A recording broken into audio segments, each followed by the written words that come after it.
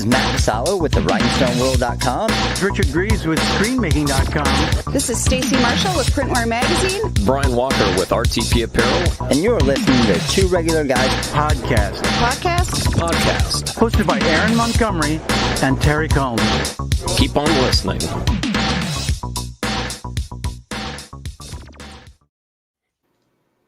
All right. Well, welcome to the show. It is Monday night, January 25th, 2021. I'm Terry Combs. You can find me at terrycombs.com. Good thing we put Monday in there. I think we would have all blown it. But my name's Aaron Montgomery, and you can find me over at our success group. I haven't even started yet. It's bonus night. I was going to break open the beer, and I still can't speak. So bonus night. Cheers, everybody. And we're going to be continuing, hopefully finishing our discussion about the 10 things we'd like to see. As you can all see here, our good friend and producer of the show, Erich Campbell, is with us. Erich, how are you doing this evening, sir? Doing okay, running around like crazy, promoting the show. I want to see some more people show up. Well, there you go. It reminds me of the old days when it used to be the podcast. You guys would be like, "Are you digitizing right now?" And I'm like, "No." click. But yes, I am. Yes, I'm typing and doing other stuff while we're talking. Yes, all right. Well, you told us you were just going to sit there and smile and look pretty tonight, so that's. I mean, one of these things is entirely impossible, but I will smile as best I can. All right. Well, Terry's the talent. Yes, he is the talent. I am responsible for us having beer tonight. Yes, that is true. As I messaged you guys a few hours ago. Yeah. Would you like to share that story about why you wanted some beers tonight, though? That seems like a crazy story. I was sitting here at my desk. I was actually in a video chat, and I have a probably 15, 18-foot cactus outside my window, and it was like swaying like 2 feet.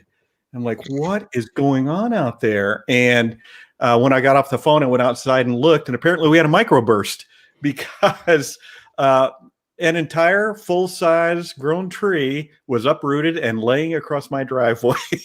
So I just got to pay someone $800 to come and take a couple of trailer loads and cut it apart. But he did an awesome job. They cleaned up all the leaves and used the blowers, cut the tree off down at the root and put everything back together over there. So. Wow.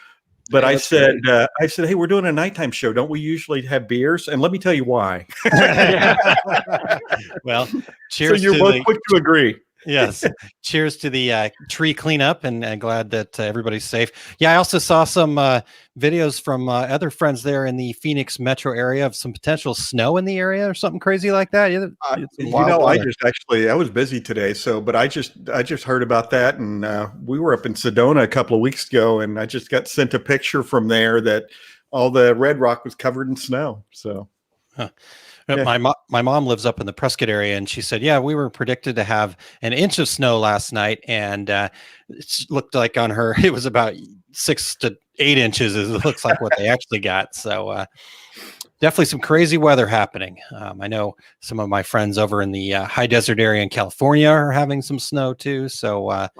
Everybody stay safe over there. Erich, is it coming your way there? Or what? We actually did. We did yesterday, and we have had some, not a ton, but yeah, Albuquerque. But the thing is, Albuquerque up in the mountains, like up in the foothills, we get snow, so it's not that weird. I will say it's always fun when you're doing like home projects. My wife is painting some, and it was like, yeah, that paint's not going to dry. It's freezing in that room you're painting. We have a sunroom that is not particularly well insulated. You guys don't know about Albuquerque, since it does stay warm for a good chunk of the year. Sometimes they don't build things with the cold in mind. I was like, yeah, don't put any more material up. It's not going to dry. The term sunroom seems opposite of paint won't dry because it's so cold in there. Once again, high desert means up in the freaking foothills. It is cold, and we have real cold. So one of those things we do. Nice. All right. Well, we've got some regulators checking in with us here already. We've got Christine. Good evening to you. Rich, thank you for being here. And howdy to you as well, Todd.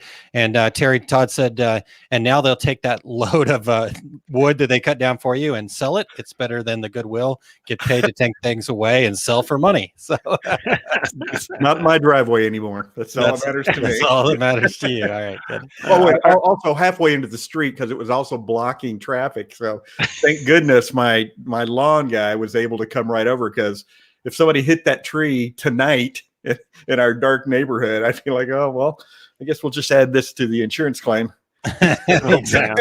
Exactly. All right. And Greg Kitson checking in. Greg, we haven't talked to you for a while. Great to see you, sir. Miss seeing Greg, man. Yeah, good to see you. Welcome to 2021 for you as well, sir. So appreciate you being here. Greg, you showed up just in time for the thing that everybody came for. You know, we talked about bonus show, and we said, you know what, let's save the news for our regular show that's happening this Friday, upcoming this Friday. We've got Pete Lovelace joining us, talking about what's next in apparel decorating. And so looking forward to talking to Pete about that. But we knew that we had to have a dad joke, right? I mean, that just seems logical, right? So you can't. I think it went like this. I said, do we want to do a dad joke? Because we do. I have one. And you're like, of course we do. Of course we do. I'm pretty sure we're just going to change this entire podcast to be dad jokes only and see what happens. No, I'm kidding. I think people would actually tune in for at least one episode of that, but and we'll just probably just one. All dad jokes all the time. I'm pretty sure we'd lose at least one regular listener, Christine Shreve. More than one. More than one. All right, Terry. Well, let's get to this dad joke because it's a good one. I am ready. All right, here's my dad joke. Aaron, what do you call a paper airplane that doesn't fly? I don't know what you call a paper airplane that does not fly. Stationary. That is a dad joke. That is a dad joke through and through. All you guys are lucky. Usually only Aaron can see on the board that I'm down in the lobby shaking my head and groaning. But today everybody gets to see that I'm shaking my head, as per the usual. Indeed.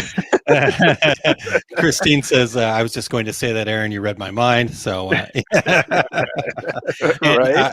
And Craig Bradley checking in, first time listening live, podcast on his commute. So glad to have you here. Drive safely, please. Or if you're writing, then better yet. So better yet. All right. Well, let's keep moving forward because last time we thought we were going to get through all this information in one show, and we clearly did not.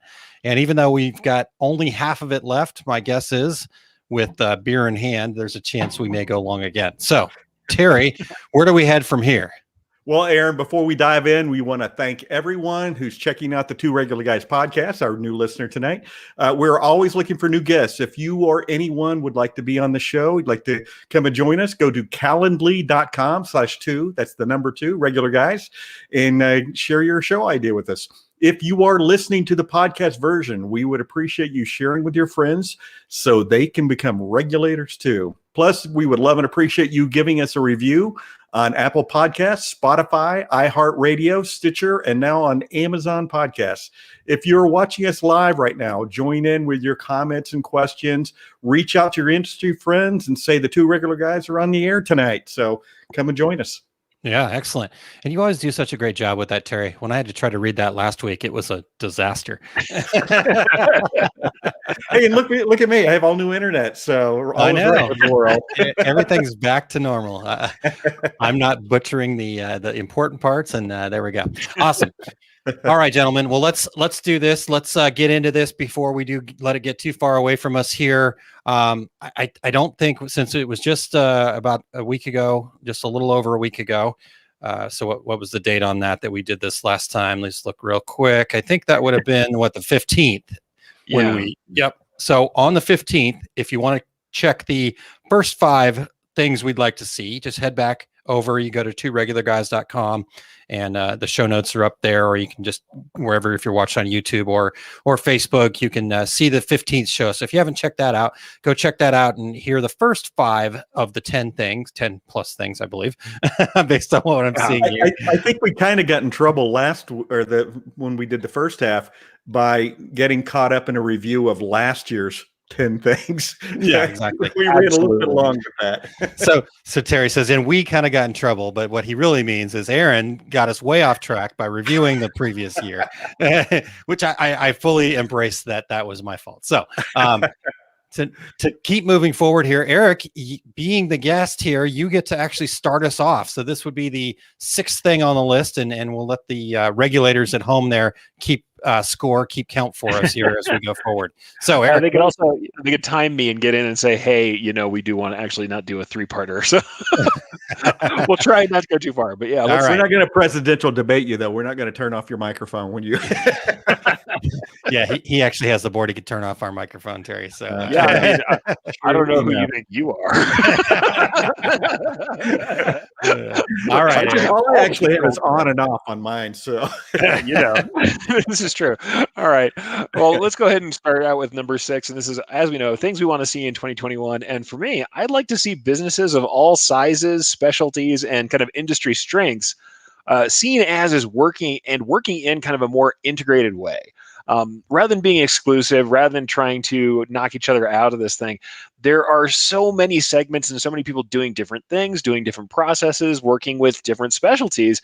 I really think that we can see something where we're integrating together. I think that that's something that I know I've kind of pushed for a long time, especially when we're talking about across kind of different levels of production, where larger shops can rely on smaller shops for boutique work and for one-offs, and smaller shops can outsource to larger shops to do contract work for larger runs. I think that there's a way to get kind of, I hate to use the word synergy because everybody says synergy. It's one of those like buzzwords, but this is what it is, to kind of integrate these things. And I'd also love to see more businesses realize that you can get your best fit clientele and move other people who are not in that best fit into other businesses, kind of wheelhouses, and say, hey, this is your stuff. This is in your wheelhouse. It is the kind of work you do. When you have work that I do, if I have work that you do, we can trade this stuff off and be, like I said, this kind of symbiotic relationship. And I'd like to see more of that happening. I do see it happening. I see people working like that, but I think actively looking for it, building up your dream team of people you like to work with outside of your own company could be really great now that we're seeing people who are having to work in different segments. They're trying to adapt, especially with the pandemic going on, and working in different methods than they were before. I'd like to see us also work across the industry in the same way to solve those problems that we're having now. Yeah. I really like that. You talk about a couple of different things there, but especially when you're talking about, partnering with other companies to, your best fit client and finding those partnerships, because, I've heard this called, and I like to use the term co-opetition. That idea. And because here's what I've seen happen to a lot of folks is they'll get in there and they'll go, oh my God, I've got this client, they're a good customer of mine. And all of a sudden they want something that's outside of my wheelhouse. And either I have to figure out how to do it, or I have to buy that piece of equipment or whatever. And because they have this belief that if they do it themselves, they're going to make more profit. Yeah. But many times what happens is, if, Terry, you've told the story several times about the situation where, the shop that you were running, you guys were great at 72 pieces, but when you started taking on the bigger runs, it just didn't work out for you. And what happens there is, because it is not your specialty, it is not what you're good at, you're not efficient at it. Even though you think you're going to quote unquote make more profit, you actually end up losing money. You potentially could lose that customer because you're not able to give them the same level of service they're used to out of you. And so having a partner that, if you're very good at the shorter run stuff, having a partner that can do the longer run stuff, and vice versa, they probably don't do the 72 piece order as good as you do, or that type of thing. So I think that's a really good, and like you said, I think you're seeing a little bit more of that, but probably not enough. And we're going to need more of that in our industry going forward. So, I was thinking about this, Erich, your statement, and I started thinking about, I wonder, because I have seen more of it as well, and then I started thinking, is there more of it, or are we, the two regular guys and Erich, do we attract the people who do this type of thing? I'm thinking of Brett Bowden and folks like that really, give to the industry and share. And I thought, are we just, filtering through all the people that say, no, it's mine. I'm going to spend the next 2 days learning to do this process so I can do there's 35 hats for you, Yeah. because I don't want to give money to that guy. Yeah. And then they fail at it miserably. Sorry. Yeah, exactly. But is it that? And I'd like to think that there's more and more of it, but I'm just wondering if it's also the fact that the way we approach business is attracting people who do business the same way that we do. Oh, yeah. Well, I mean, for me, it wasn't a big problem with what we were trying to do, because like when I'm working in the small to medium shops, like the shops I was working at, you can think of like sub 100 heads, but always more than 24, right? The kind of shops that I was usually working with and at. In that case, when we're talking about when holidays come around and you've got people who want two, stockings, you want to do that job, especially if it's somebody that that you like, that's part of your, you are doing other larger jobs from other times of the year. But you get to this point where you're like, okay, I don't do bridal veils. I don't do gift work. I don't do a lot of customer supply. And you stop and say, all right, this segment is not mine. And even if a lot of this work started coming in, we wouldn't want to retool for it. Why would you not find somebody who's great at that and partner with them and make that part of what you do? I mean, certainly you can retool for it, but I think that yes, we're attracting people who do this, but I think also a lot of us have started to say, hey, this is how this is working for me. This is something I actually did. And I think more people are taking it up too. But you're right. I think there's kind of, I guess what Aaron would probably say is like an abundance mindset, right? People are saying there's enough work out there. I don't need to scramble for work and underprice myself and do things that don't fit and buy equipment every time a new job comes around and end up, losing yourself on it. I think certainly for me, I look at it and say, all right, we're not really even in competition in the first place. And then when we are in competition, I think it works out. I think there are ways to shake that out. Are you going to have occasional times where you want to take that small job and you wish that they didn't have that contact with somebody? That can happen. But most of the time, you're going to find yourself, doing what you need to do and passing stuff off that needs to go pass off. I mean, I can't tell you how many times I've seen somebody with a big machine running one head because they have to do a single order piece because they're taking every single job they need to. Running one head out of 12 on a machine is just a waste. If you don't have to do it, you shouldn't do it. Yeah. But I think, it comes down to that. Both the cooperation between, like, let's say I don't do a process somebody else does, and the idea that, okay, I outsource and work it out. And if it really turns out that my local segment needs this, then I can always, scale up. I can always work toward that if I need to. I mean, I think it works. I have a question for the regulators. Have any of you noticed that my comment was a little more deep and more philosophical than usual? It's the beer. It's the beer. Now it's all becoming clear. You started laughing like 2 words in. You knew where I was going. I know. Yeah. It's exactly the way my brain works too. So maybe my brain's on beer all the time. That's weird. So just to wrap this whole piece up here, Jerry in the comments said like a co-op, and that I guess in a way you can look at it that way. Sure. I mean, I think what ends up happening though is that people, like I said, many times they feel like they can make more profit if they just hold on to everything, and they don't realize they don't have a real good handle on their costs first and foremost. So they don't realize that if that job that, is taking the guy up the street half the time to do, then I'm losing money actually, because I'm got to, charge for my time and that kind of thing.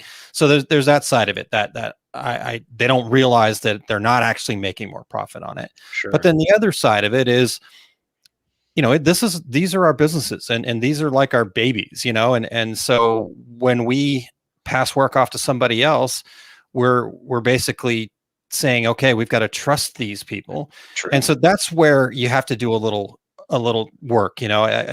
we see a lot of this in our success group, the members in there kind of working together and because they've all got a common community. And, I don't think you're going to pass something off to somebody in a common community and that person's going to do a bad job intentionally and then expect that whole kind of thing. But the other part of this is that, if this is like, let's say you get a lot of work during a certain time and you've just been struggling and I'm not going to pass on. Well, start doing some jobs with potential partners now, or in the summertime or whatever, and start, because most of the time it's not because somebody did a bad job.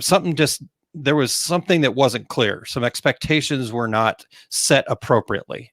So if you can work those out before you get into that bind spot, then so having a group of people or different kinds of businesses that you can work together with, I think it's a fantastic idea. So I'd love to see more of that too. You're totally right, though. It needs to be built. It needs to be built. They have to be vetted. This is not an overnight thing. This is not anyone who comes up. And I think why maybe I am seeing more of it is we have groups like our success group. We have communities, these intentional communities that we've built, and often are around things that are happening online. When we build these intentional communities with people who are like-minded and who have our same attitude toward our work, especially when sometimes we can maybe work in different segments, even different local areas, so that we're not really in competition. We can end up with, like I said, with that kind of dream team, the team of people you are good to work for and with, and who you are happy to trade that stuff around with, and who you can reasonably work with. I mean, it's not going to be everybody. And like I said, when I was doing this, a lot of it was keeping it to segments where we really did not want to be, and that's fine. That's the safest version of this thing. Yeah. But yeah, sure. I'd like to see more of it. And what I will say, last comment on it, out of me at least, is that I've seen people during pandemic find, oh, hey, wow, I can't do production because I got shut down, and someone else who still has the ability of production, who I trust, can do it, rather than lose my customer and completely foul a job I promised. Here's somebody I can trust to do it. And if you don't have any of those relationships at all, you were in a much worse place last year. Yeah, indeed. All right. Well, Terry, I know that we need to ponder some really deep thoughts here, but no. Yeah, there you go. Thank you.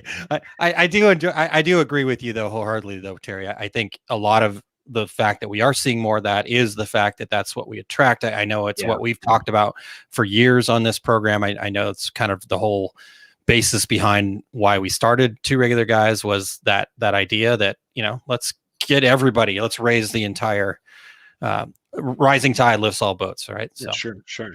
All right, Terry, let's get on to the next one, though, before we get into more philosophical discussions here.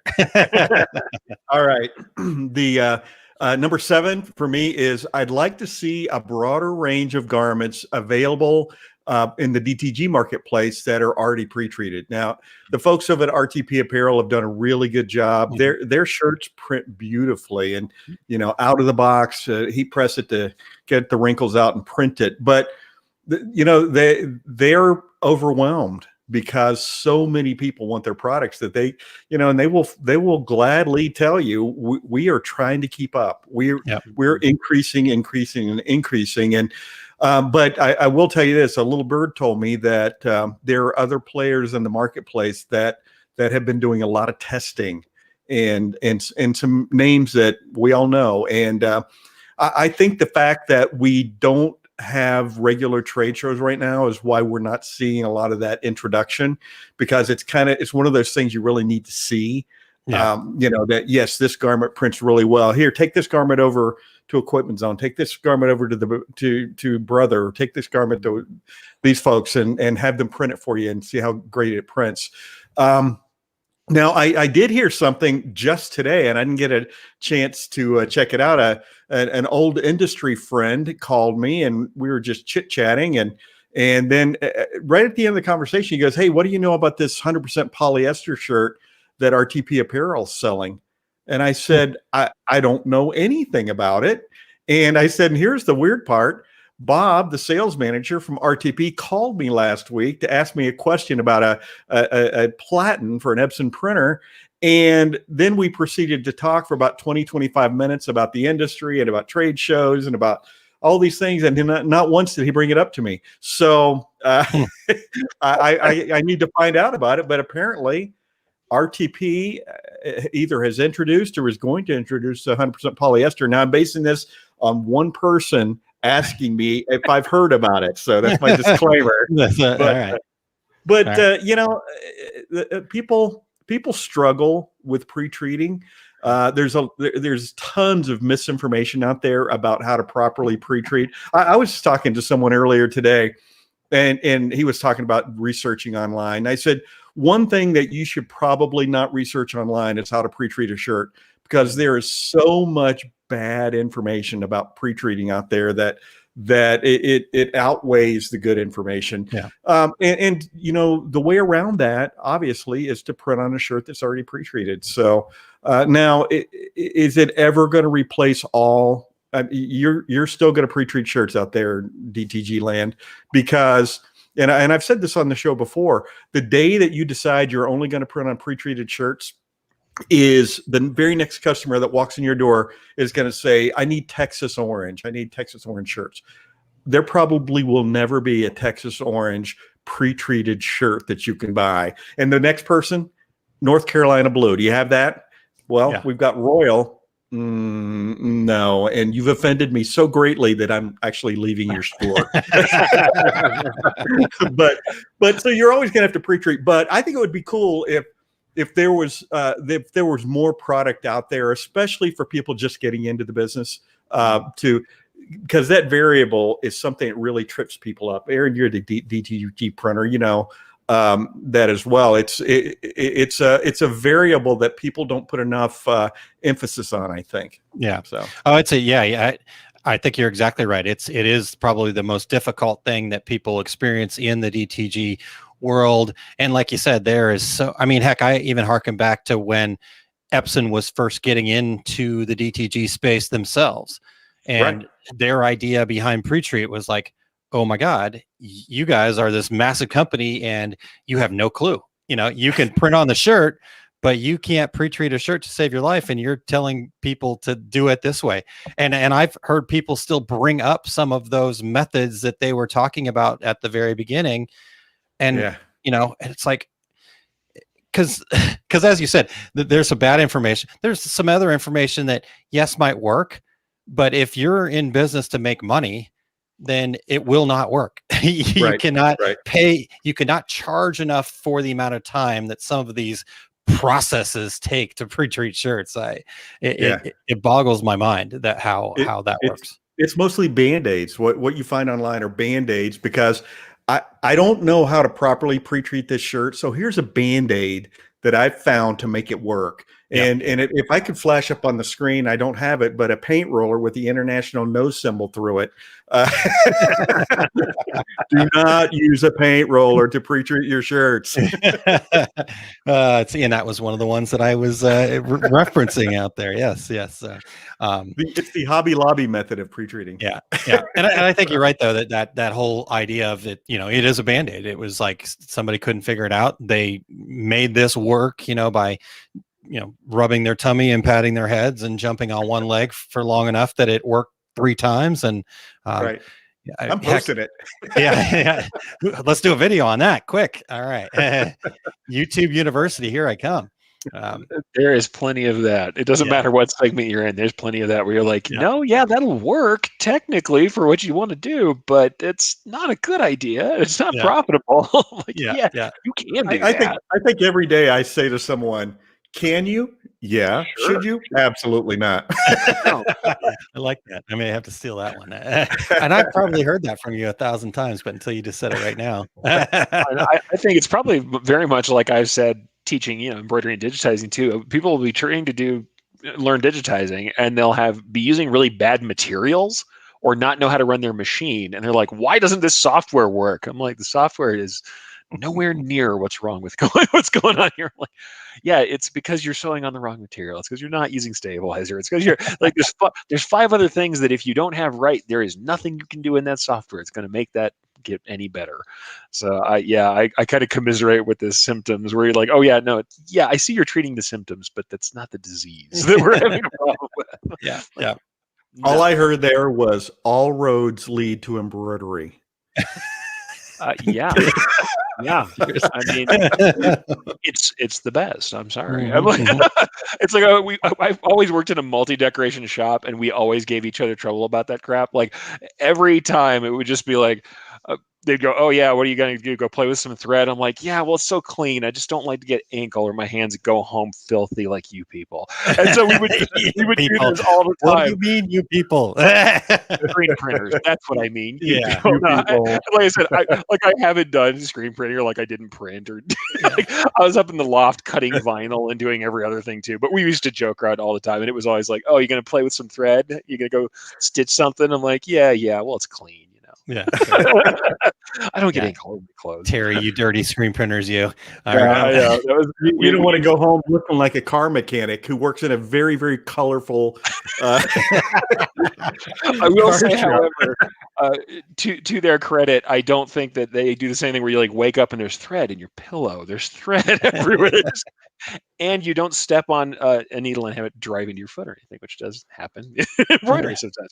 Ouch.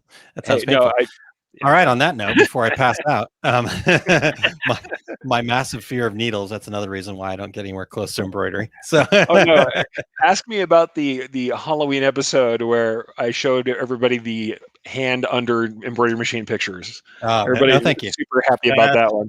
No, thank you. I haven't Hard done it. I pass. crossed my fingers. I've never put my finger under the needle, but All right. boy, I sure have seen an awful lot of X-rays for people who have. So moving on before, yes, hard pass on all of that.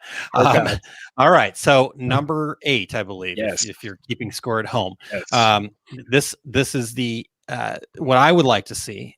So, and I think this is a little, again, I'm not trying to like the year before where I just basically stole all of Terry's and re-spoke them. But I'd like to see some new innovation and creative thinking out of the blanks product space, specifically the garments. I know Terry's talking about with the DTG. I just like to, I don't know. It feels you've got S&S now being bought out by a large firm, and I can't remember the exact name of it, but that was just announced recently. And I know that we couldn't predict the events that happened in 2020. I mean, there was obviously a lot of things conspiring against blanks businesses going smoothly. The fleece shortage, you had hurricanes or something going on over there that caused a lot of that stuff. And all of those things, I get that, we couldn't control that. But at the same time, these things have also really, really affected all of the hardworking small businesses that relied on fleece and hoodies to keep themselves going through the winter. And now they've been, because their customers don't care that there's a fleece shortage, and they're just gonna figure it out. So, I'm not complaining about it. I think this is a great opportunity for the blanks companies and distributors and things like that to flex their creative muscle, and find alternatives to fleece, or is there another way that we can produce a warm, well-loved, economical product that's not a fleece product or something? I don't know. And then the other part is I'd like to see them take a look at is how do they put measures in place to reduce the impact of things like this happening. It in a sense, it feels like there's a little bit of a broken supply chain issue. And I guess at the end of the day, it felt a little bit like they were really focused on their bottom line and not as focused on the customer as they possibly could have been. Could they have, maybe made a little less profit by, speeding some things up, air freighting a few things, whatever that they could do. Could more manufacturing be brought back into the States so that the issues are detected earlier and that solutions can be found quicker? And, because we got to that point where, okay, at first the excuse was COVID, but the excuse is still COVID. And, I get that is still the main reason, but what are we doing to fix that? is COVID going to go away? Is it not? That's all debatable, and I'm not looking to get into any of that kind of debate. Where we're getting vaccines out there, so things are progressing. But in general, what happens when the next thing happens or whatever? How do we better manage that in general? So just getting more creative with the space, finding ways to, like I said, can you bring stuff back into the United States? And I know it's all cost related, and I know there's a lot of this or that or the other thing, but let's start looking for solutions as opposed to just hanging our hat on, it was COVID. So that's my so I'd love to hear your guys' thoughts on that, Terry and Eric, and regulators. Sorry. Yeah, I think that part of it too is every garment decorator who also now has an attic full of toilet paper from last March and April. I think there's some of that as well. I think that there was a lot of panic buying. Yeah. They're getting low on, there's 140 black XL hoodies available at all the warehouses. I'll take them all. Yeah. Do I have a customer for them? Not necessarily. But I don't want to be the person calling looking for them later on. So unfortunately, panic buying like that, it creates those shortages and I still don't get it. And when people started panic buying toilet paper again here a month or so ago, really? Did you finally run out of the 6-month supply you had, and so you wanted to panic buy again? Yeah. But unfortunately, I think that's part of it too. I mean, because you guys hear it as often as I do. You just can't find the products, and so I think when people find them, they buy them all. Yeah. Well, I think I'll say this, and this is certainly harkening back to before the pandemic. Dealing with U.S. manufacturers, it's not that it's impossible, but it is really hard to get a customer over the hump. There is a lot of resistance sometimes where a customer will say they want U.S. made, and I always love when people go, "No, it's got to be U.S. made." And I'm like, "Cool, I'm going to quote you. Here's the quote." Like, well, last time it was a lot cheaper than this. I'm like, yeah, last time you didn't get U.S. made. Like, this is what it is. This is what we have to expect. And I think that there may be some cultural stuff to this too, where we have to try and keep putting those options in front of customers and explaining why they're worthwhile and explaining why we want to work this way and what it means for us and for the supply chain and potentially for, buying American. And wherever you fall on that spectrum of how much you care about that is what it is. I would say that for us, yes, I would like to see the blanks manufacturers do whatever they can to stabilize the supply chain. Absolutely. But I'd also love to see us as, problem solving, business people say, hey, can we kind of engender a culture where my customer looks to small business stuff, US produced stuff, things that I can get, or where they understand that I'm going to talk about alternatives with them whenever these things come up, and can we get some more tolerance out of the customer and do some more education on our end? I mean, it doesn't mean that we should have to solve all problems. It's always the decorator's fault or whatever. That's not what I'm saying. But I would like to see us think of this as this is also our opportunity to say, well, if I'm not going to get these, aprons for whatever company from this place, can I find a person who's doing cut and sew in the States and source them? Right. Can I do that? And I'll also say I've seen a lot of people now, a lot of them in, say, locations where cut and sew is more prevalent, because a lot of people I'm thinking of are like out in New York or where there's a garment district where the idea of cut and sew is built into maybe their culture a little bit more, where they were making their own stuff. They were like, okay, well, I can find yardage, and I've got people who are sitting on their hands who would love to sew this stuff. I'm just going to quote this out, maybe speculate a little bit on, how much it's going to cost, or start selling only my cut and sew gear or stuff from these local companies into my clients as much as possible. It's not always easy, not always for every segment or every size of decorator by all means, but it is something to think about long term. Yeah. Yeah, very, very, really good food for thought. Again, love to hear what the regulators think about all this. I know at least a couple of people that were joining us earlier have experienced some of these challenges. At one point I remember seeing a lot of stuff where people were it was almost a game. Like, how many warehouses did you have to buy from to be able to fulfill one order, kind of thing. And that becomes the other part of it too, where it's like, okay, you've got these things in warehouses spread all over the country, and at the end of the day, it's your responsibility. You're the distributor. It's your responsibility to have stock of these things.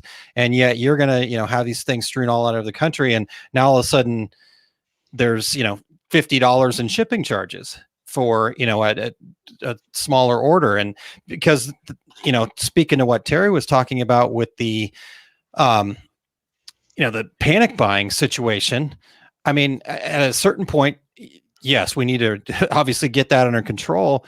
But if these folks don't have a whole lot of information about, that was the other thing. It was like, and we really don't know when anything's going to be done about this, or when things are, it's like huge. And so there's the other side of it. So yeah, if they don't have any clue on when things are going to get back to normal, then it is a hard decision to not take the 144 pieces that are sitting there, So, right. So just finding, again, this is not a discussion about who to place blame on. Hopefully this is a discussion for all of us to think creatively about how do we do that? What is it? And I'm 100% sure that there's a ton of things about the whole situation that I know nothing about. And so I'm just sharing what I know, and I know other people are sharing what they know. Donna actually has a really great bit of advice here. Give them pricing with at least one USA made. This way they can provide the info, so they have the option. For I sure. like that idea. That's a good idea. Yeah, I like that. Yep. And Alan says, great discussion. Yeah, I'd love to hear your take on this too, Alan. Sure. Keith says, biggest frustration is taking more than 30 minutes to find products for an order. Yeah. I was just thinking that it turns into a full-time job. No, it does. Just sourcing products. Well, I think this is where we talk about that the product develop or the business development time, the biz dev time you spend every week on doing things, researching product resources or looking for whatever these USA made sources are should probably be part of that. It shouldn't just be, we get bogged down on in-shop processes a lot. And I'm not saying we shouldn't be doing that. And heck, all three of us at some point or another have taught shop process stuff. We teach a lot of it. So yeah, I teach a lot of embroidery, but at the same time, if I'm talking to an embroidery business person, I'm like, hey, maybe you need to spend a little bit of time each week going through your sources and saying, if it keeps on being that, whatever X source is, I won't name one garment company, if one garment company is constantly failing you in your staples that you need all the time, well, part of your business development for the week needs to be, where are there other places I can get similar product that I can look on, so that I'm not spending research time whenever it comes up. I'm already kind of in that space. I know here are my 5 first options, so I'm rapid firing when it comes time to find stuff. Yeah, I like that. Good. Go ahead, Terry. I was just going to say, and maybe that's part of the deal as well, is telling your, and we've all, I'm sure, doing this, telling customers, fleece is in short supply right now. So do you have a first and second, maybe third choice on what you'd like us to get for you? So yeah. Oh, and also be ready to propose these things. We always say that, or I know I'm certainly the one who harps on this all the time, is be a consultant, not a commodity. Don't be someone who said, if they're just going to come and say, I want sweatshirts, have them say, I need something for this event, and say, okay, well, you usually do sweatshirts, but here's the other 3 things we could possibly do. And that's, and I'll say this for the very small, and this is embroidery again, as Terry says, all roads lead to embroidery with Erich. Yeah, you got a point. But a lot of small embroiderers were also thinking differently about taking customer supplied garments this last year. Where, yes, there's some issues with that, with moving things in and out of your supply chain and COVID and all the rest, but they were more likely to take small run stuff or commercial, retail sourced garments than they would have before. And just, they were writing things off with, release forms about damages and spoilage. So there's a lot of ways people attacked this thing in the last year that they had to, once it just became a problem. Yeah, for sure. Okay. Yeah. Alan says, I would like to see more sustainable grown from ground up. Sure. He follows that up with hemp, no pesticides, easier to grow, less water, all states, cash crop as a cotton alternative of fabric. Why not? Yep. So that's good stuff. All right. So let's see here. So for those of you scoring at home, that was number 8. Now this one here is bonus. So you'll have to figure out where this fits into your scorecard at home. But Erich, give us a bonus here. All right. The one bonus I'll have is I'm going to get once again a little more philosophical. Despite the fact that I'm not drinking. Oh tonight. yeah, yeah. But here we are. I'd like to see more companies thinking about their unique purpose and their unique value proposition, because I think they're really related here. These are questions we don't always ask ourselves, or we have a pat answer that really doesn't do it justice. But why is your company here? Both why are you here, and why, from the perspective of a customer, are you here? What service are you providing? How are you and your business solving those problems and fulfilling needs? What is it that you or your business are uniquely qualified to do or offer, and what makes working with you special? What ultimately do you want to achieve for yourself and for your customers? A little too philosophical there, Terry. I was trying to check the time, and yeah. All good, man. But yeah, were you clocking, Eric? Is that what you're doing? All right, Eric, back to what you were talking about. This is here's the thing. Yes, we can talk about it in the fluffy, fuzzy way of, okay, what is your purpose in life? What is that purpose statement? And I think that's still valuable. But it's also, when you're looking at this, I've been doing all these e-commerce classes, and I'm always like, all right, tell me why they should go to your website instead of calling you. And if you don't have an answer for that, that's a good answer, your website's not ready. Like, you should have a purpose that you're fulfilling one way or another, whether it's the woo-woo version of what am I doing in my community? What am I doing for myself? How do I want to live my life? Or, hey, why is your business even here? Why are we not going to the guy down the street? Your unique value proposition and your purpose are tied together like that. And I think we should be thinking about that. Part of it, everybody's going to be like, oh, I'm here to make money. That is not enough. It's like whenever I ask somebody who your customers are, they go, everybody. I'm like, okay, if everybody's your customer, if your target is everywhere, where the heck are you aiming your gun? Yeah. That's not a target, and it doesn't really work that way. I mean, you need to have some sort of aim, and I think you need to have some sort of purpose and know a little bit about where you are and who you are. And also, we talked earlier, my last thing about building up your dream team. Well, if I don't know what segment I'm in, how am I going to aim that or find out who to partner with or figure out where I'm going? Everything we do, from marketing to customer service to our niche, you kind of have to have a core set of values and an idea of where you're going and a target customer and a mission statement. Like, you need to know what you're doing to get there. I mean, there's really no way, at least this is how I see it. Yes, you are going to move without it. It's not that you're going to not do any work until you're absolutely certain of your purpose. I mean, you can't steer a parked car. However, you do maybe want to have your hand on the wheel. Well, let's move it. Well, that's how I feel. How do you guys feel? No, I mean, this is like right up my alley for sure. Yeah. I've been talking about this kind of stuff for years, and pretty seriously for the last 2 years at least. And one of the things that you mentioned there is, like, when you're trying to, everybody's my customer and I want to make money. Those two things, like, you hear it constantly. And what happens is, when you're trying to be everything to everybody, you end up being nothing to nobody. Right. Yeah.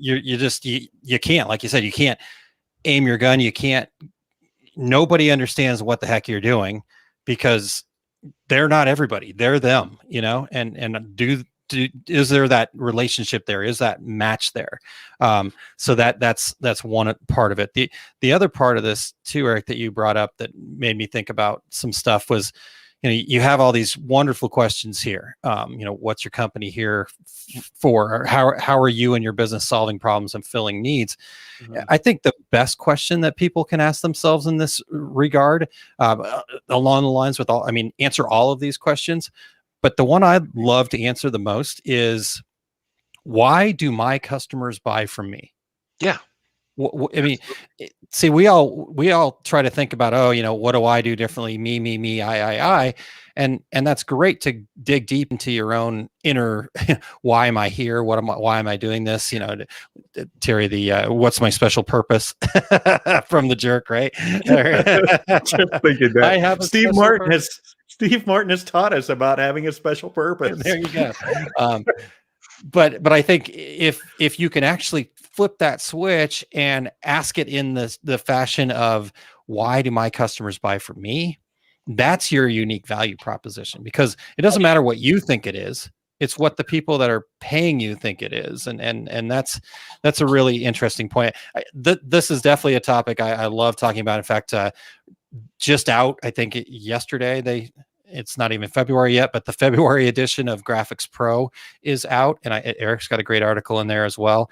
But I actually wrote about finding your why in that whole thing, and it's such an important part of business that like you said, it's almost necessary. And if you're, again, like Erich said, if you're in this, you say, "Oh, I'm in this to make money."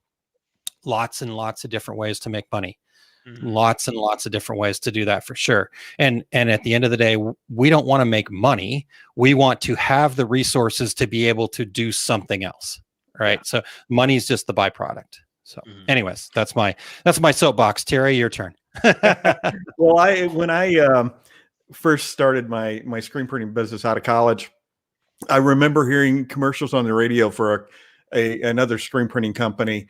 And their slogan was this: "We print anything." And I was coming into this with a degree in journalism. I didn't have a business background when I started my business, but every time I'd hear that commercial, I would think, "You're saying that like that's a good thing?" that we will print on anything that you might imagine, and we'll do it in a very mediocre way. That's what it sounded like to me. Because you have to focus. Yeah. And I think what scares people about this is when I write it down, it must be this way. Well, you know what? Things change. It's all fluid. You don't have to be locked in. I know a decorator out in California that he was just like a local decorator. He printed for all different kinds of people and different businesses. And all of a sudden he started printing for artists, and all these artists would tell their friends. And he said, I didn't come into this with this niche market in mind. I was backed into it, and I did discover, though, that I understood that market, and the more I did it, the more I understood about it, and the more demand for my product there was. So, he might have had a different idea in mind. He probably did. When I first met him, he was doing a lot of printing for schools and that sort of thing. But now he prints for Southern California artists. And so when you go to an art fair and somebody can't afford your $500 painting, I bet they can afford your $25 t-shirt with a similar piece of artwork on it. So, don't feel like you're locked in, but you got to put it down. You got to write it down. You got to write it on a junior. I don't want to pick anything up because I don't want to knock that bottle over again. But but put it on your junior yellow legal pad. And think about that as business comes in your door. Does this fit what I want my business to be? And go ahead. You're totally right. Don't get me wrong. When I'm saying this stuff, especially when I define these things, doesn't mean you're not taking other jobs or you're not completely on target all the time with only the stuff that you do. All the shops I worked in did a lot of different stuff, but we got paid more because what we did were difficult artistic renderings. That was part of what we did. So very similar to your case study there. I'm like, we did stuff other people turned down. And it got to be a specialty. And the funny thing is it brought in other work that was maybe easier for us to do that wasn't in that target segment. But because we had a purpose that was stated, it became the leader for other work too.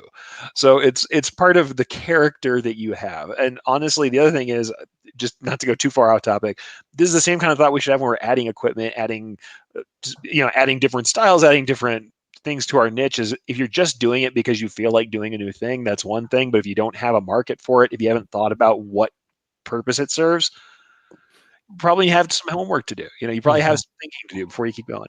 But yeah, you're totally right, Terry. I was like, it seems to me like people think that you're limiting yourself with this, and it's not. It's more like you're channeling your energy toward a goal, and it means more of your energy is in a direction that's going to make a difference. It doesn't mean you can't change your direction. It doesn't mean that you're only going to work toward that goal. It means that you can develop a culture and a specialty that's going to feed you differently and maybe make you worth more to that special segment. I think people don't always get that. They get scared, like you said. They get scared of defining it. Yeah.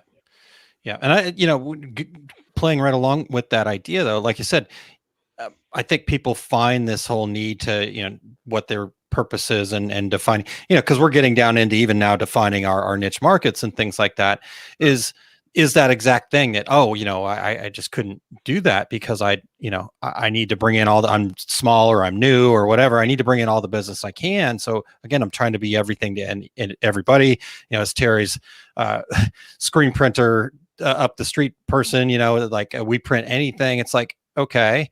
And as Terry said, most people, as soon as they hear, we do anything, the next thought in your brain is, okay, you do it incredibly average because you can't do everything. Right. Jeff Fuller made a comment here. He says, coming into the industry, I wanted to be good at one thing. Once I felt comfortable with that, I expanded to other things. I'd rather be good at a couple things than average, sub-average in everything. And so it is really important. But like Erich said, being good at that one thing doesn't mean that's the only work you're going to do. Terry, you remember when we had Brett Bowden on, I still use one of the comments that he made there when he told the story about how, he was doing work for the Dallas Mavericks basketball team.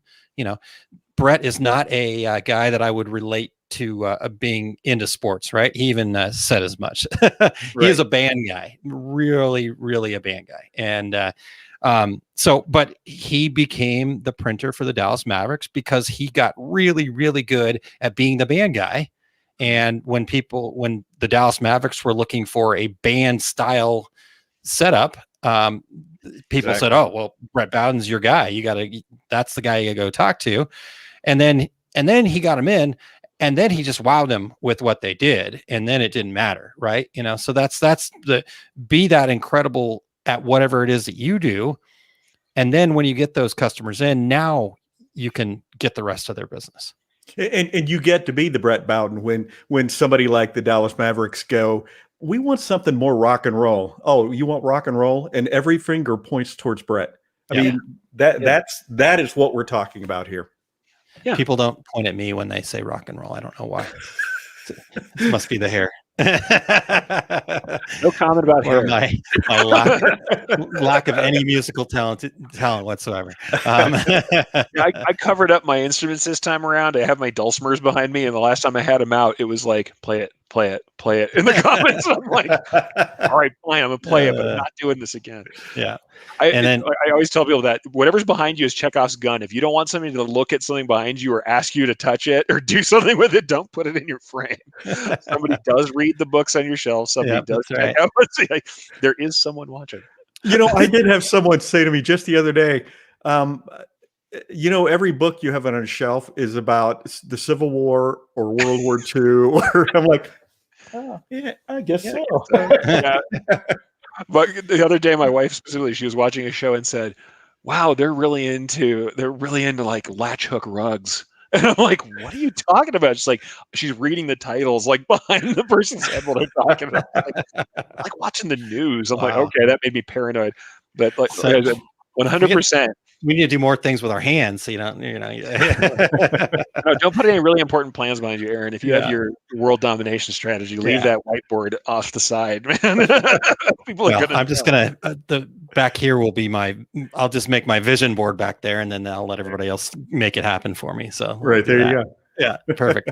All right. Well, let's see here. Oh, yeah. Look at what time it is. Shocker. Of course. Let's get to number 9. Number 9. 10. Depending on how you're scoring at home. But Terry, go ahead. All right.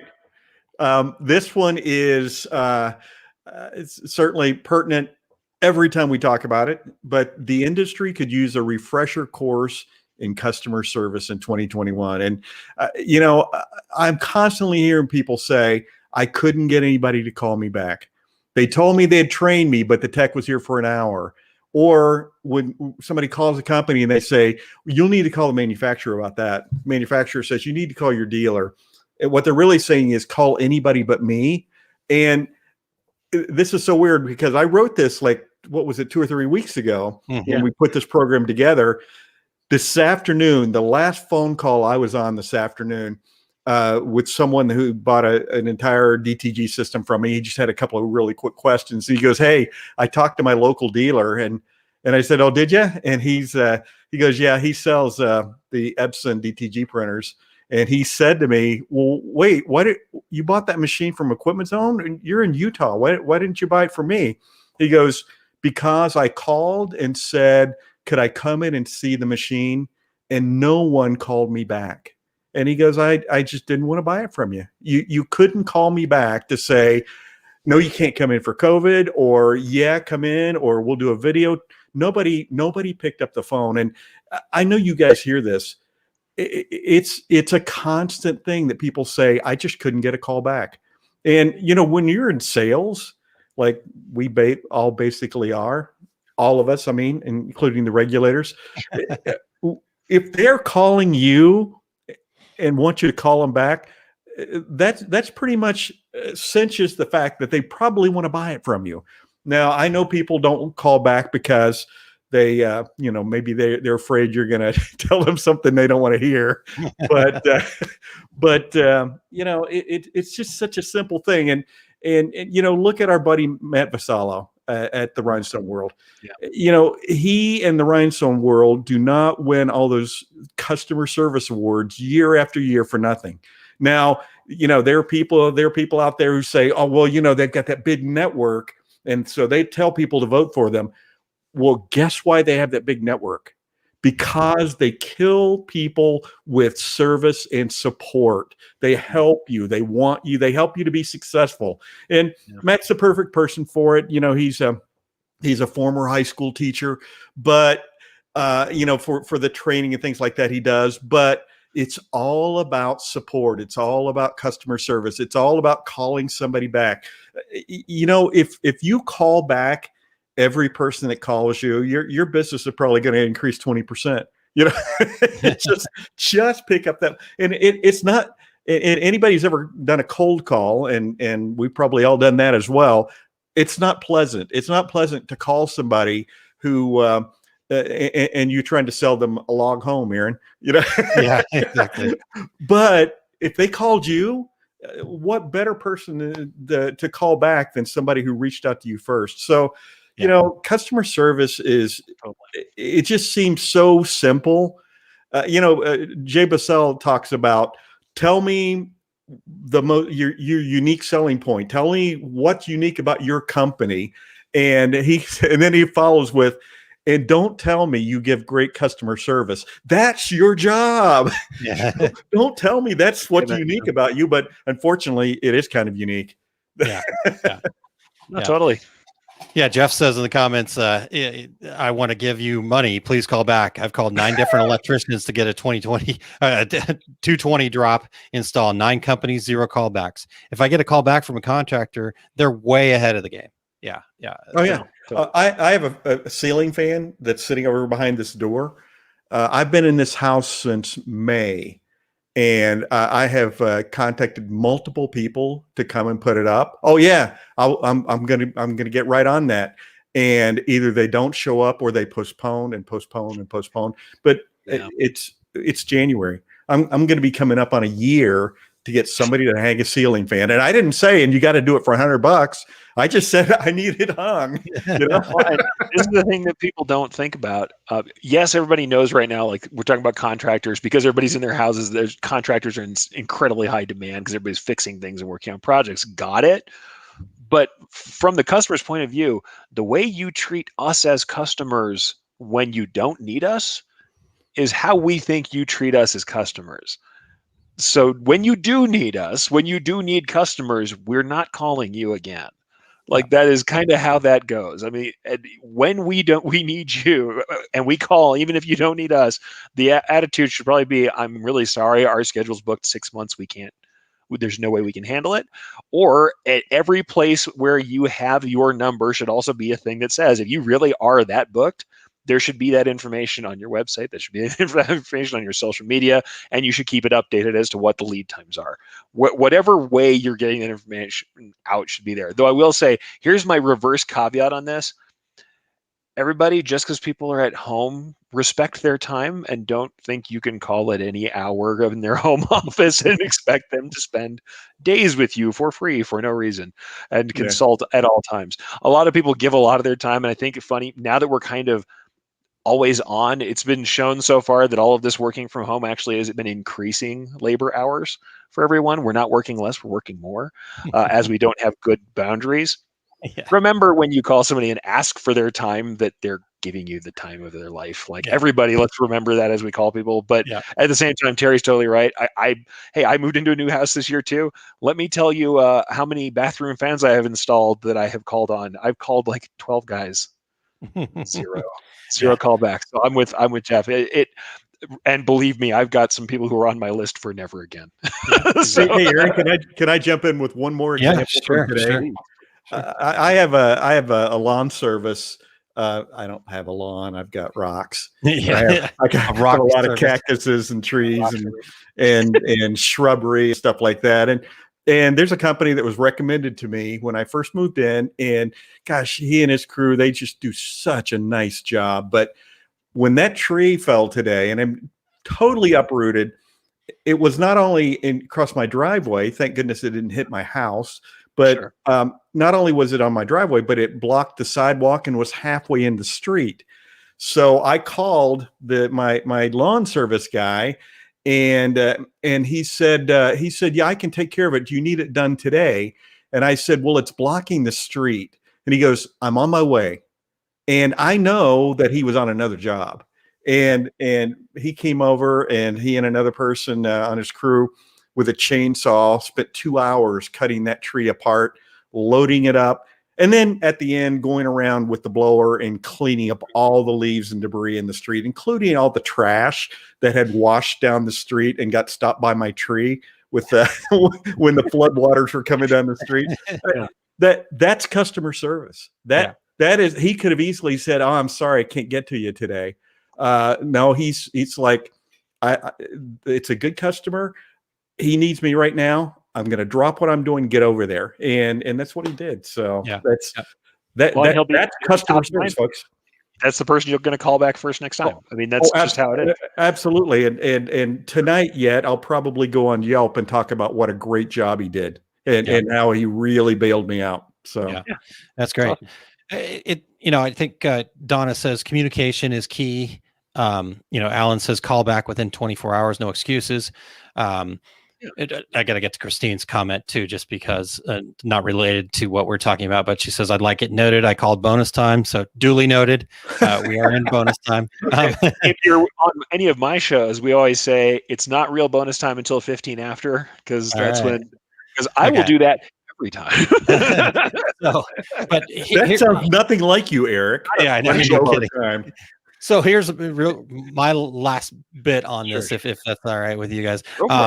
So, Donna says communication is key, and because I think a lot of it in customer service is actually, making clear what the expectations is. Eric was mentioning that you got to get the information out there, and you've got to kind of just share, communicate. I mean, it kind of goes back to what I was talking about with the suppliers of the blank garments and stuff like that. It just get that communication going. I know everybody's got the big banner across the top that says, COVID is causing havoc. Okay, we got it. But let's get beyond just the, hey, things are not going well. Let's get real about, okay, what are we looking at here? Is it going to be another couple months? Is it going to be a couple weeks if we're behind?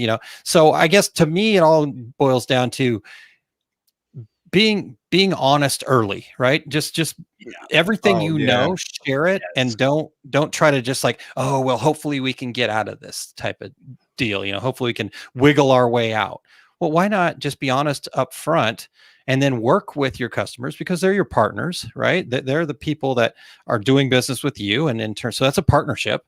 So get that early, and so that's what it boils down to me. I mean, you talk about the phones and stuff like that. I personally hate the telephone. It's my least favorite tool of all. I really just despise it. I think it's a huge interruption, but my business is not based around phone calls and that kind of thing, so I'm not in that kind of a situation where I'm making sales calls or I'm requesting people to call me and things like that. So just depending on what your business is, set the expectations. Now, on the flip side of that, I email people back nearly instantly whenever I can, especially if it's regarding the business, and things like that. So it just set those expectations, be clear about what it is that you're going to do, and then do it. Right. I mean, that's kind of what it boils down to. It seems like to me. One last small thing on this, because this killed me, because we got into this recently. So we were talking about I know we were talking about who owns a digitized file. And I know this sounds crazy. Like, how does this relate? Yeah, people were fighting back and forth about, okay, they paid for it, they didn't pay for it. It's, oh well, there was a law case that says the digitizer owns it. And I stopped in the middle of this with people and said, all right, how about this? We're working with this client. We'd like them to work with us again. Are we going to lawyer our way through this, or are we going to set an expectation and deal with it because we would like to do business? There is a point where it's like, yes, I could say that, well, the precedent says that the digitizer owns it. I'm like, no. If you make someone hate working with you, they will cease doing so. Yeah. Figure out what it's going to be for your customer and for your client. Don't hold them hostage with things. Don't try and, like I said, lawyer them into doing it the way you like to do it. If there's a certain way things have to go for you, state that out of the gate, make sure it's clear, and there won't be a problem. It's the same thing with customer supplied garments. It's the same thing with, like you say, with delivery times. State where you're at out of the gate, and then there's less confusion. Is there always going to be somebody who gets sideways with you? Yes, that's going to happen from time to time. More to the point, you're just going to have less of that coming up if people know where you're standing at. Don't worry about who legally owns this and that. I mean, copyright, yes. Don't worry about like, oh, did you write a line item and then they paid for it, then for sure they own it. No, set those expectations, follow them through. There won't be a problem. Yeah. This is a relationship that we're building. We are working together, not at cross purposes, or it just won't continue to be a relationship. Yeah. That's just how it is. All right. Terry, anything else that you want to add to get us over the 15-minute mark? So Christine says, Eric, on your show, it's not real bonus time until a half hour after. I feel called out, man.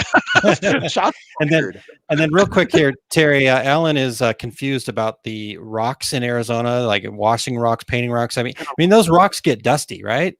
They do get dusty. That's why my guys take their blowers and blow it all to the street and sweep it up. And you actually do have to clean the rocks, otherwise the weeds grow out of the top. You do have to clean the rocks, man.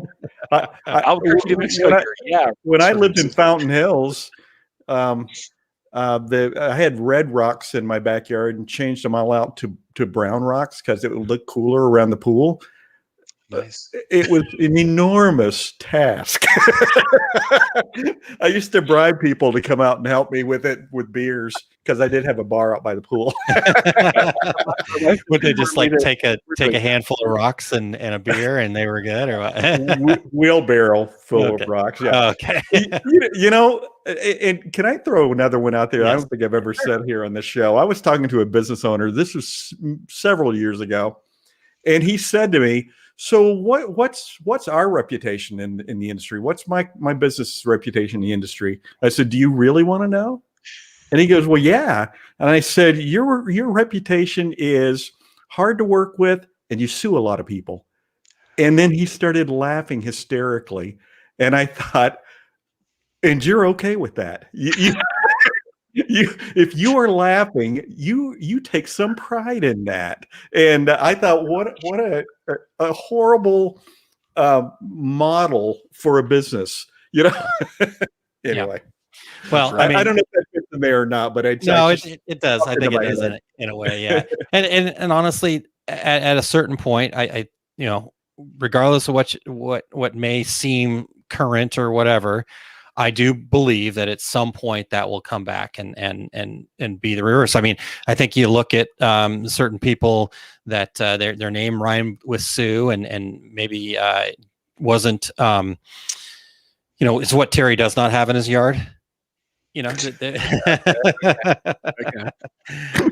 So, but now they've worked really hard to change their model and maybe they'll be okay, but boy, they were known as that same thing that you were just talking about there, Terry. That Okay, it was same them. idea. Yeah, but I didn't say who it was. So, but Sure. I got closer. All right.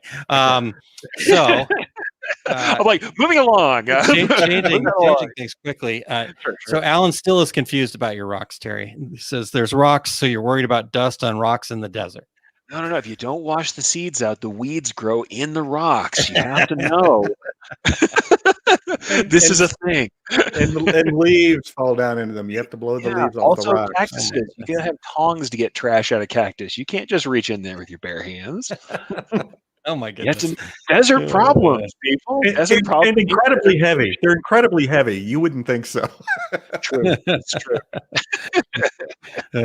All right. Anyway. So Jeff says I live my life with the goal of never having to talk to a lawyer. So hey, we had a great conversation with Gordon Firemark. I'm with I just you on don't that. want to have to procure his services for on a rush, like, yes, let's get something together and protect myself. But hey, buddy, I'm in some trouble here. I need your help. One of the things, so many people thinking about whether or not they can do something and not thinking about whether or not they should. Yeah, that's the better policy there. All right. Last one, Aaron, you are up, man. So those of you scoring at home, number 10 on the scorecard, possibly number 11. So the last thing I'd like to see is some sort of a group, organization, regular coming together of our industry as a whole to work in the spirit of the rising tide raises all boats. We're raising that for everybody. And I know that we have that with Printing United and some of the other things like that. And I know that they're doing some really cool things working with lawmakers and the other benefits that they bring to the table.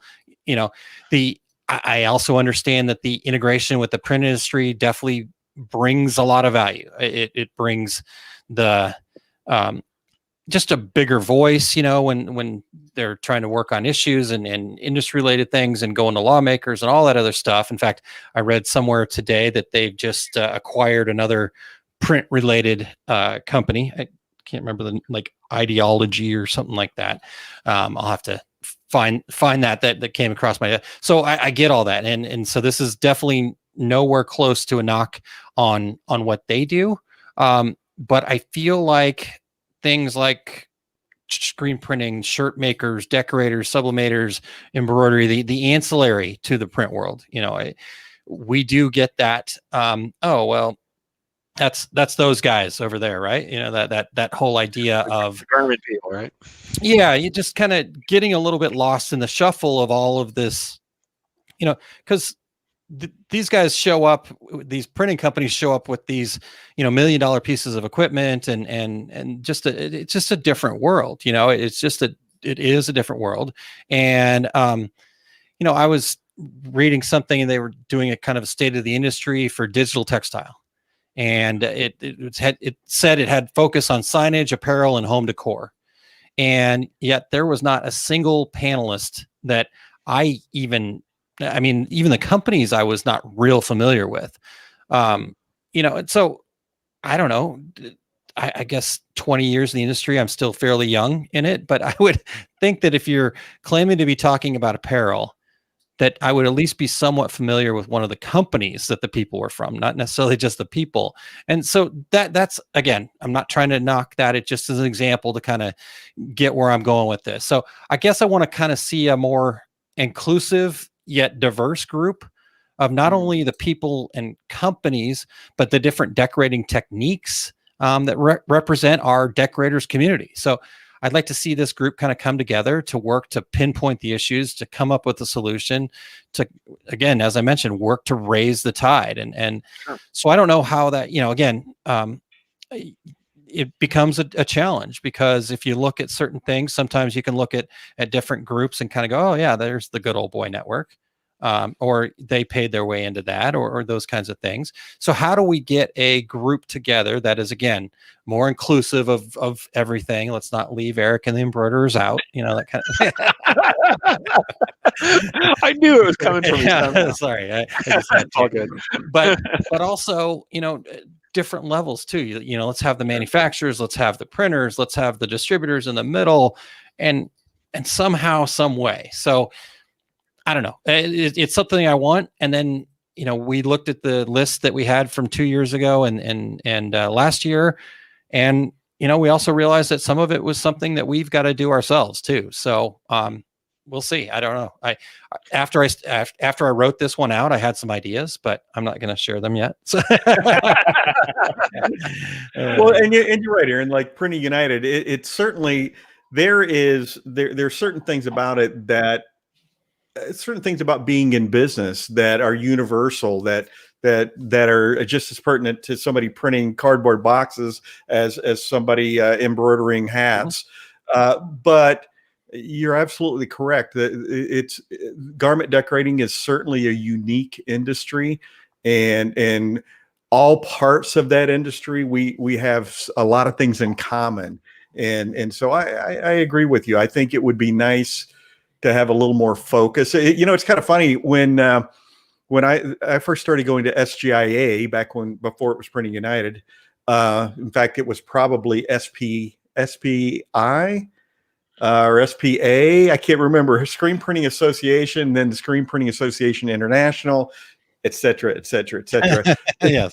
It was kind of comical because when you'd first go to those shows, all the paper printers were all there in coats and ties, and all the garment printers were in jeans and more often than not, like a navy satin jacket with some screen printing company name printed on the back. and there were people looking down their noses at other people in those days. And then it came around to where it really became a garment decorating show for quite a while. And now it's like they want it to become that previous entity again, I think. And hey, it's economics.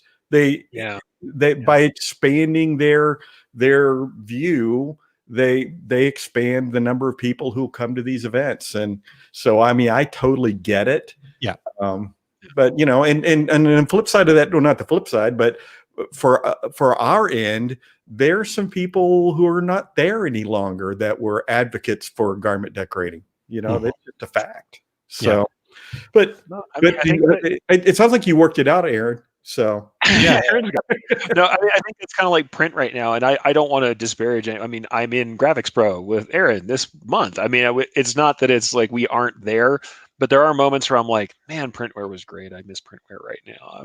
I miss Stitches magazine. If you don't remember Stitches magazine, but it is a scale where it's like there's only so much room for print right now, and maybe that's the same thing with events, especially going forward. Who knows? I hate to say that, but who knows? What is that going to look like? I feel like even when we're looking at decorators online and when they're forming groups, we have a tendency to go, okay, we're going to form a group embroiderers. Okay, we're going to form a group screen printers. And that's great because we can talk about technical stuff that's in there, but I think there may be room for some cross-pollination where it's like, yeah, here's the stuff that's common to us, here's the stuff that's specific to each group, but let's be more aware of all the things that go in together. I think it's interesting. I'd like to see more of it. That and the other thing I love to see, and this is something I know Aaron's been working on, is stuff like more mastermind groups where people are getting together with like-minded people who might not be exactly in their right in their decoration or their direct focus, but have some insight, and we can share things and talk about things more openly. So that's one of those things. I would love to see more of that, and I still see a need, like both of you are saying, for something that is for garment decorators, expansive certainly, but does still have a focus because it is its own unique thing. Yeah. I don't care who you are. We're all looking for sweatshirts. Yeah. This is true. Everybody needs a fleece hoodie right now, darn it. For sure. Yeah. No, Stitch those too. Yes, I would. So we've got Alan saying I'm in. Christine says I think that's a great idea. Donna says I'm in too. And then Alan said SPA, then SPAI. And Jay did have a question for you, Terry. So what up, fellows? Was that like 1978? It was like 1979, smart guy. I wasn't born. I don't know. Yeah. Yeah, for sure. So I, and I'm not, like I said, definitely want to just make sure super clear. And SGA or Printing United is not our sponsor anymore or anything like that. So I'm not worried about any of those things. I just don't want to take away from what they are doing. I get it. And I appreciate everything they're doing for our industry. They're doing a ton of work. Like I said, kind of making sure that we have a really strong voice when it comes to regulatory issues. They've got some great people in that space. They're looking at broadening, bringing more print people to be involved and hopefully partner with garment decorators. The thing I was worried about when this happened, and I've heard this kind of with some other folks, was that the print people would just come in and become printers themselves, become garment printers themselves. And who knows, but my real point is, let's come together. Like, I want to know what the problems are. I don't know. Maybe we don't have problems. Maybe our industry is fantastically perfect and we're just going to have beers and celebrate instead. But what are our problems as an industry? Sure. And not just pick out the problems, but I want a group of people that gets together that says, okay, let's identify what the problems are. Let's prioritize what the problems are as best we can. But let's also prioritize the fact that, can we find, what are the solutions to these problems? What are the potential solutions? So it's that idea of, I don't really care about picking out all problems. We could go throughout our day and pick out all the different problems we have. But if we're not willing to work on a solution for it, then it's not worth talking about. So it's that kind of idea of getting together in some way, shape, or form. It doesn't have to be a show. It would certainly be awesome to get together face to face, and I think you get a lot more accomplished that way. But I've got several other ideas of ways to make this happen. So I don't know. It's like I said, I've got some ideas. I'm open to communicating with people that would have ideas about this. I don't know if it's a 2021 thing for me, but it's on the horizon. I'll say that. Well, you know what I'll say? Two short things. One thing, I see this happening for promotional products people. If you look at Promo Kitchen and Promo Chat, since Jay is on here, I especially want to say that, they are all different segments. You've got awards people, food people, garment decorators, paper printers, and they talk. So they are doing this in the promotional product space. We kind of fit there, but we're not entirely there. And that's really cool. Love to see what they're doing there. And they also do things like mentorship and publications. So Promo Kitchen, Promo Chat's doing some cool stuff like that. And I would love to see maybe that happen in the garment space. And maybe the idea here is that this is a bottom-up kind of thing, not top-down. Whereas the organization that we're talking about with like Printing United, and I don't understand it as well as maybe I should, they're doing a lot of stuff that's on a 10,000 foot level. It might be that we as decorators have to come up bottom up and organize underneath that, where it's more like the decorators for themselves by the decorators themselves, rather than an organizing body or something that's above that as an umbrella. It's more the other way around. It's grassroots. Yeah. And that may be what it needs to be for it to be the thing we're talking about. I don't know. Yeah. But yeah, I'd love to talk more about it. That'd be great. Yeah. And whatever method that is, or however that comes together, it'd be cool to see. I think that we do a lot of it in online groups, but there's something more yet to be done. Yeah, for sure. Okay. If you're looking for a location, I'm going to go Caribbean. So just Caribbean. I actually was going to suggest the pool in your backyard. So that's cool too. I've heard it's pretty nice there. I have 5 bedrooms. So dibs. Right. And a swim up bar. So. I call dibs on that. All right. So I do like it says face to face. That doesn't happen anymore. Here's hoping, man. Here's hoping for another time. Yeah. I mean, I think it can happen any time in any way, but still, I think that's great. I love all this comment from Donna as well. The more we know about each other, the more we can refer each other. Yeah, that's that ecosystem. And Jay, you're welcome, man. Yes, did you hear that? The Erich. Now we're gonna expand it. Okay, great. Just gave you a sweet shout out. Thanks, bro. Hey, Jay, you all know we love your work, man. Your aces for all of us. And absolutely. And Christine says, while we finish this out, Christine says, I can't wait to learn more about Promo Kitchen interviewing Charity Gibson on women in business. That should be awesome, guys. Go check that out. Charity's cool. So yeah, Promo Kitchen's pretty cool. So it if anything else, it just gives us another kind of, hey, it's another model by which we might organize ourselves. Who knows? Yeah. But yeah, cool stuff. Love it. All right. Well, so there's the first 10. You guys ready to get into the second 10? Let's 11 through 20. No, I got 11 through 20, and Erich has 2 bonuses tucked in there.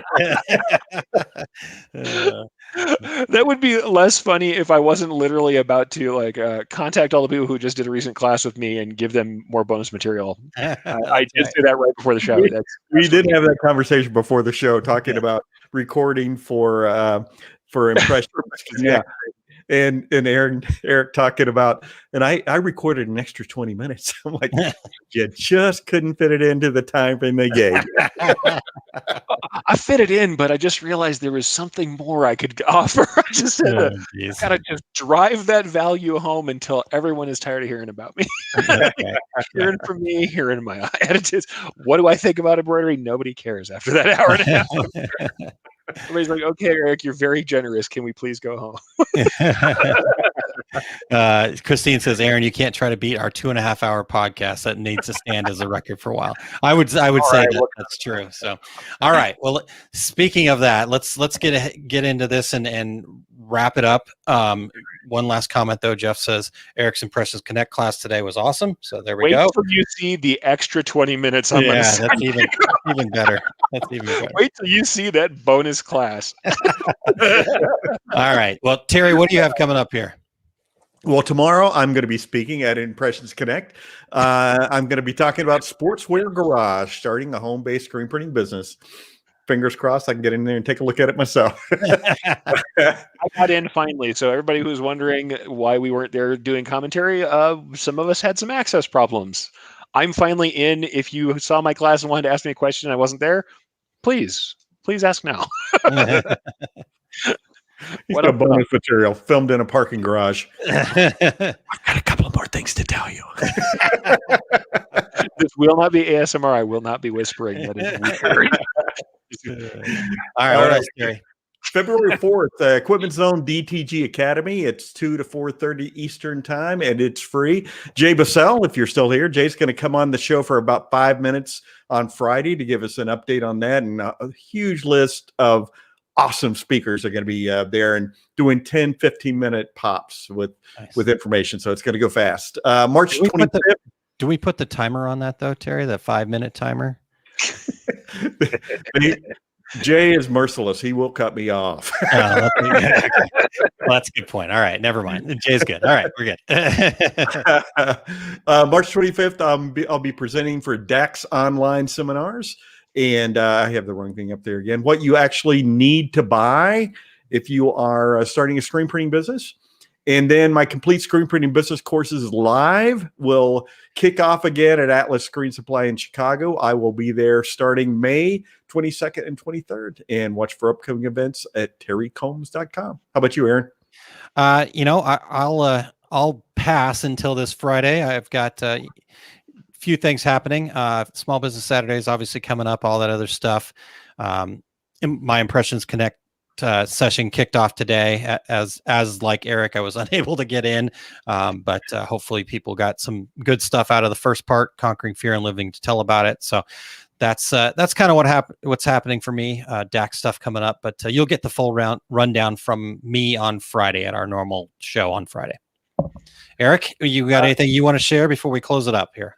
Last thing is I do have one more class at Impressions Connect, so go ahead and check that out if you want to see the e-commerce for embroiderers. That's still coming up. I've got a couple little versions of that coming up this year, but the short one for Impressions Connect is coming up, and I'll be present for that. And then, of course, my show will keep going off Friday, but you'll hear more about it then. All right. Good stuff.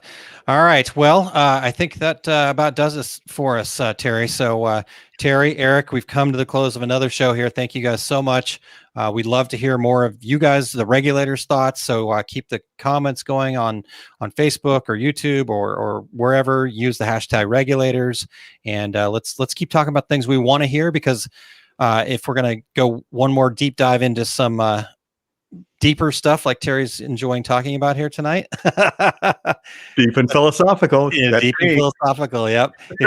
If you put it out there, it will come back. Just like Terry mentioned tonight. So there we go. That's what happened tonight.